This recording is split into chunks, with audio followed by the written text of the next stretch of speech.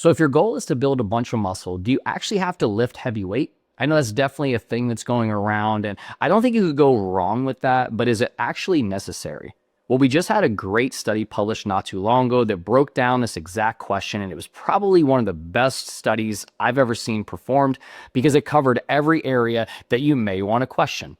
And I'll put a link to the actual study in the bio. But pretty much in short term, no. The only thing that really mattered was how close you got to failure. And during the study, there was two different groups. You had a group that was doing heavier weight with much lower reps. And then you had the other group that was doing lower weight with much higher reps.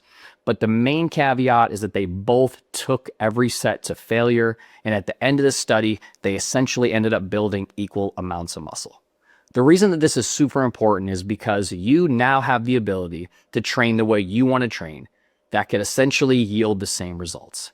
So if you prefer to train heavy with lower reps, as long as you're getting close to failure, that will be successful.